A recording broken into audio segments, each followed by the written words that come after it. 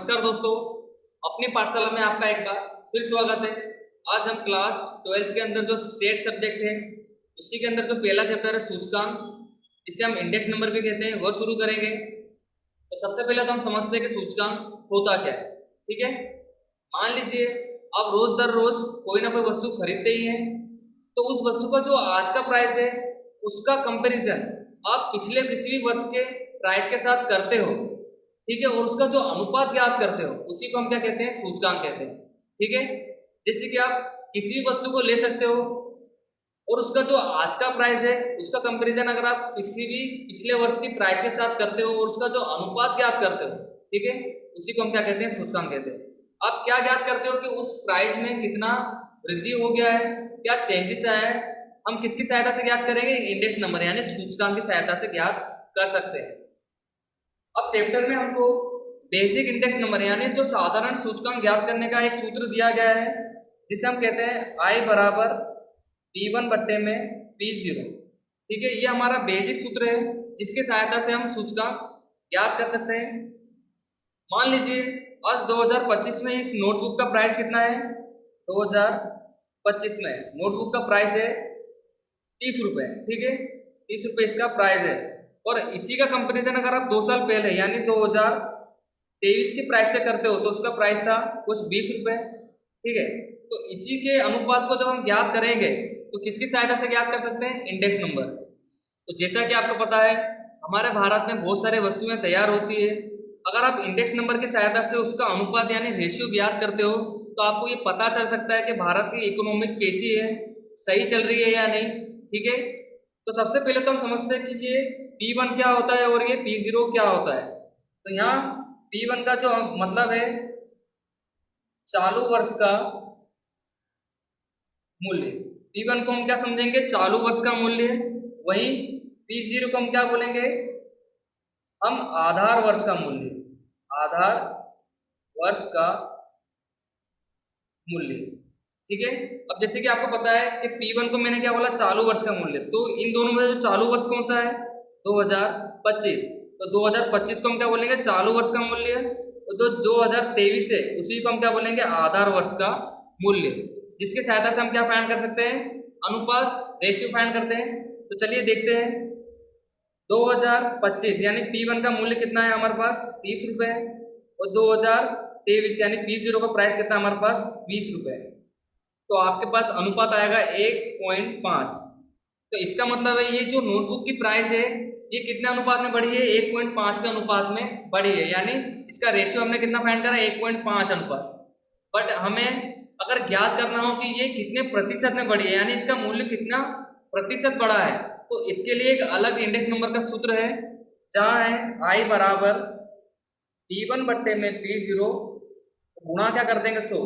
जब हम गुणा 100 करेंगे तो हमें प्रतिशत में इसका प्राइस कितना बढ़ा है उसके अंतर की रकम हमें मिल जाएगी। ठीक है, तो चैप्टर में हमें अनुपात की सहायता से कोई भी सूचकांक ज्ञात नहीं करना है, जो भी हमको सूचकांक ज्ञात करना है वो प्रतिशत में यानी परसेंटेज में फाइंड करना है।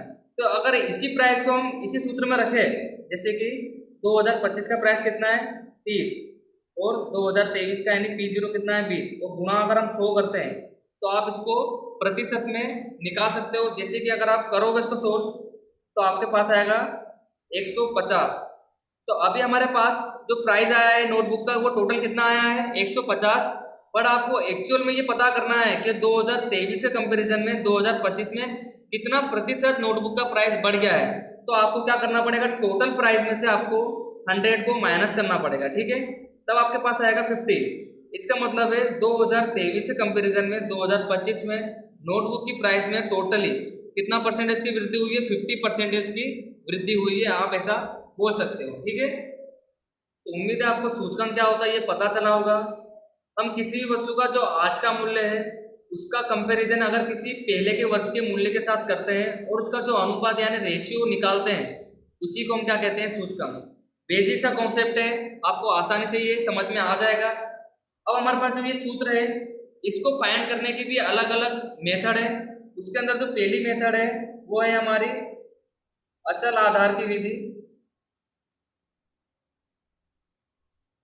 ठीक है, दूसरी हमारे पास है पारंपरिक आधार की विधि,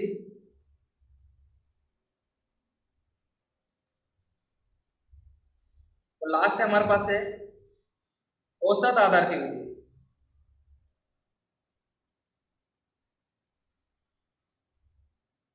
ठीक है, इन तीनों विधि के द्वारा हमें ये जो नॉर्मल सूचकांक है, साधारण सूचकांक, वो फाइंड करना रहता है। तो चलिए अब हम स्वाध्याय 1.1 के अंदर जो क्वेश्चन नंबर 1 है वह करते हैं, जहां हमें ये तीनों विधियां पूछी गई है। इसी की सहायता से हमें जो साधारण सूचकांक है वो ज्ञात करना है। तो क्वेश्चन मैंने यहाँ पे लिख लिया है। जैसे कि आपको पता है वर्ष दिया गया है, जैसे कि मैंने आपको बताया था हमको वर्षों के साथ कंपेरिजन करना है। और हमको दिया गया वेतन, जैसे कि मैंने आपको वस्तु बताया था, तो यहाँ पर वेतन दिया गया है। कोई बात नहीं, हमको तो प्राइस के साथ ही कंपैरिजन करना है, तो प्राइस किसी की भी हो सकती है। ठीक है, तो हमें यहाँ पे क्या दिया गया, वेतन दिया गया। और 3 मेथड से हमें क्या निकालना है, सूचकांक ज्ञात करना है। तो सबसे पहले तो हम देखते हैं अचल आधार की विधि। सूत्र हमारा वही रहेगा, I बराबर P1 बट्टे में P0 गुणा 100। सभी मेथड के लिए यही सूत्र अप्लाई रहेगा, बट आपको किस प्रकार का चेंजेस करना है वो अभी मैं बताऊंगा यहाँ पर। सबसे पहले हम देखते हैं अचल आधार की विधि। अब अचल आधार की विधि के लिए सबसे पहले आपको ये पता होना चाहिए कि आधार वर्ष क्या लेना है। ठीक है, क्योंकि सवाल के अंदर पॉइंट होता है कि आधार वर्ष क्या लें, इसके अंदर अचल आधार की विधि। तो अचल आधार की विधि के लिए सवाल के अंदर हमें बोला गया कि 2008 को आधार वर्ष लेकर अचल आधार की विधि से सूचकांक ज्ञात कीजिए। अब आधार वर्ष क्या होता है कि हम सभी वर्ष को किसी एक ही वर्ष के साथ क्या करते हैं, कंपेरिजन करते हैं। तो यहाँ पर जो अचल आधार की विधि है उसके अंदर हमको 2008 का जो मूल्य है उसी के साथ सभी मूल्यों को क्या करना है, कंपेरिजन करना है। ठीक है, तो सबसे पहले हम फाइंड करते हैं 2008 को ही। 2008 का जो चालू वर्ष का मूल्य है वो कितना है, 275 बट्टे में आधार वर्ष का मूल्य। आधार वर्ष का मूल्य अभी हमको पता है कितना लेना है, 275 ही लेना है, और गुणा क्या कर देंगे, 100। ठीक है, अब इसको जब आप सोल्व करोगे 275 तो कट ही जाएगा, तो आंसर क्या आएगा हमारे पास, 100। इस प्रकार से आपको सोल्व करना है। आगे बढ़ते हैं। 2009 का मूल्य कितना है, 284, और इसके लिए भी आधार वर्ष क्या रहेगा, 2008, तो उसका मूल्य कितना है, 275, और गुणा कर देंगे 100। इसी प्रकार से आपको सभी का याद करते जाना है। 2010 का मूल्य कितना है, 289, और उसका आधार वर्ष का मूल्य कितना है, 275, गुणा क्या कर देंगे 100। तो इस हिसाब से आपको पता चल गया होगा कि अचल आधार की विधि में क्या करना है, किसी भी एक वर्ष को आधार वर्ष मानना है और उसी से सभी को क्या करना है, भाग देना है। ठीक है, कर लेते हैं। 293, और इसका भाग कैसे देंगे, आधार वर्ष है 275 गुणा 100। ठीक है, ऐसे 297 भागे 275 गुणा 100, 313 भागे 275 गुणा 100, 328 भागे 275 गुणा 100, तो लास्ट में 345 भागे 275 गुणा 100। और जब आप इसको सोल्व कर दोगे तो आपके पास इसका आंसर आ जाएगा। ठीक है, अचल आधार की विधि का आंसर आपको मिल जाएगा। तो उम्मीद है आपको अचल आधार की विधि समझ में आया होगी। आपको खाली ये देखना है कि बेस ईयर कौन सा दिया है, यानी आधार वर्ष कौन सा दिया है। इस सवाल के अंदर 2008 बोला गया है। अगर आप कोई दूसरा सवाल करते हो तो किसी भी प्रकार का एक आधार वर्ष आपको दिया होगा। ठीक है, आपको वही लेना है, वो सभी के बट्टे में उसी के मूल्य से भाग देना है। ठीक है, अब आगे बढ़ते हैं परंपरित आधार की विधि। अब परंपरित आधार की विधि भी जस्ट इसी की तरह है, बट थोड़ा सा इसके अंदर अंतर है। इसके अंदर हम क्या करते हैं, हम अपने पिछले वर्ष के साथ कंपैरिजन करते हैं। जैसे कि अगर हम 2008 की गणना कर रहे हैं तो इसका कंपैरिजन किसके साथ करेंगे, 2007 के साथ। 2009 का कर रहे हैं तो उसका कंपैरिजन करेंगे 2008 के साथ। 2010 का कर रहे हैं तो उसका कंपैरिजन करेंगे 2009 के साथ। बस इतना ही फर्क है। जैसे कि करके बताते, सबसे पहले करते हैं 2008 का कंपैरिजन। इसका मूल्य कितना था, 275। सूत्र आपको यही याद रखना है, बेसिक सूत्र है P1 बट्टे में P0 गुणे 100।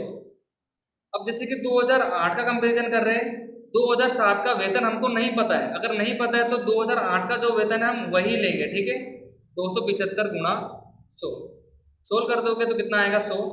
अब वैसे इसी के साथ करना है। 2009 का मूल्य कितना है, 284 भागे, बट 2008 का वेतन हमारे पास है कितना है, 275, तो गुणा 100। शुरुआत में आपको अचल आधार की विधि की तरह ही लग सकता है, बट आगे इसका मूल्य बदल जाएगा।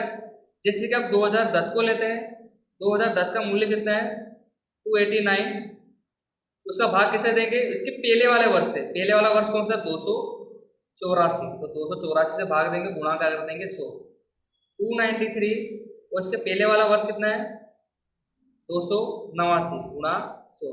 ठीक है, इसी प्रकार से सभी वर्षों को क्या करना है हमको करना है 297 भागे 293 इसके पहले वाला प्राइस गुणा 100, 313 भागे इसके पहले वाला प्राइस कितना है 297 गुणा 100, 328 भागे 313 गुणे 100, लास्ट 345 भागे 328 गुणा 100।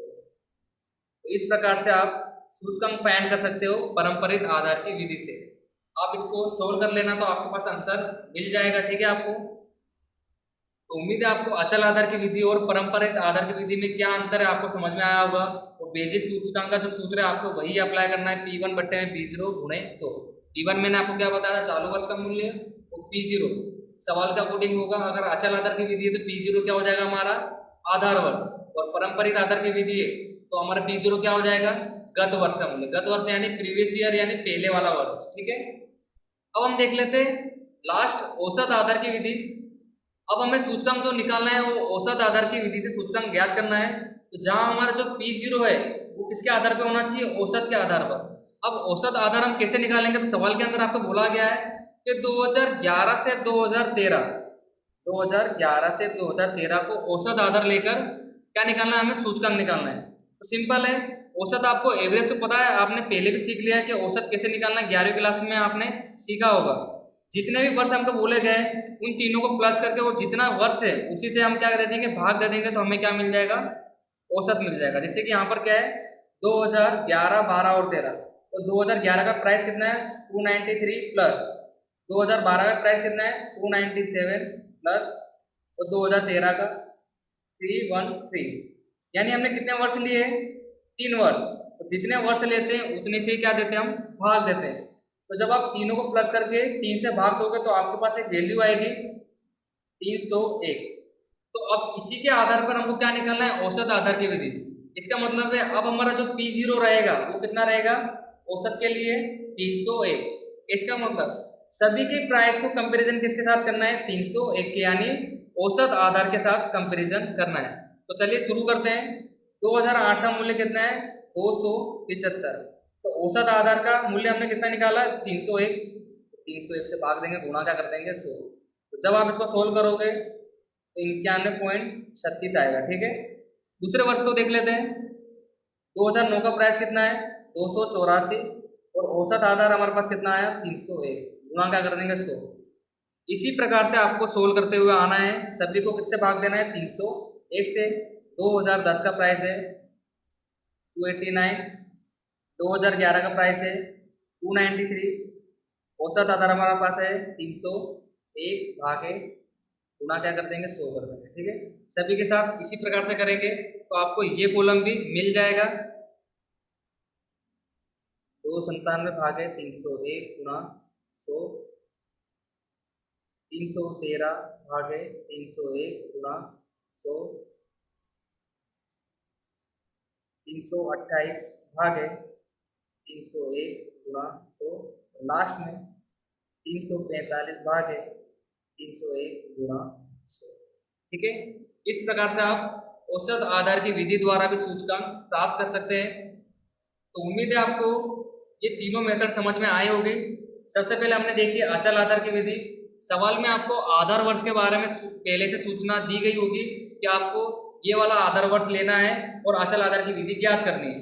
तो सभी के बट्टे में आपको आधार वर्ष का मूल्य रखकर ज्ञात करना है। इस सवाल में 2008 को बोला था, इसलिए हमने सभी के बट्टे में 2008 के मूल्य को रखकर सूचकांक ज्ञात करा। पारंपरिक आधार की विधि में क्या होता है गत वर्ष पिछले वर्ष के साथ हम क्या करते हैं कंपैरिजन करते हैं।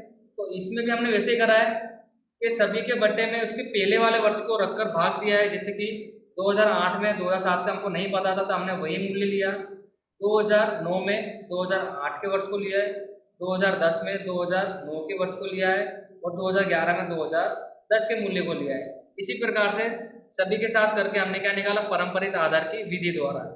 लास्ट में हमने सीखा औसत आधार की विधि से हमने क्या निकालना सूचकांक औसत। सवाल में आपको पहले ही बोला गया कि किस किस वर्ष को हमको लेना है औसत आधार में। तो इस सवाल में हमको 2011 से 2013 को लेना था। इसका मतलब औसत आप कैसे निकालोगे तीनों वर्ष को प्लस करोगे, वो जितने भी वर्ष आपने लिए हैं उतने से आप क्या दोगे, भाग दोगे।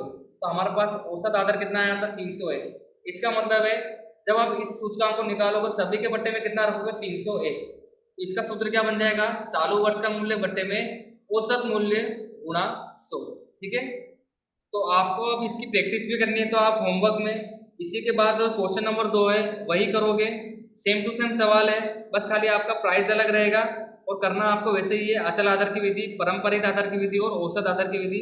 आधार वर्ष उसके अंदर भी कहा गया है और औसत आधार में आपको कौन सा वर्ष लेना है वो भी उस सवाल में बोला है। तो सिंपल से आप इसको भी फाइंड कर सकते हो। तो उम्मीद है आज का वीडियो आपको समझ में आया होगा, सूचकांक क्या होता है और सूचकांक के ऊपर से हमने एक सवाल भी करा। तो आज के लिए बस इतना ही, फिर से मिलेंगे आपसे नेक्स्ट वीडियो में नेक्स्ट कॉन्सेप्ट के साथ।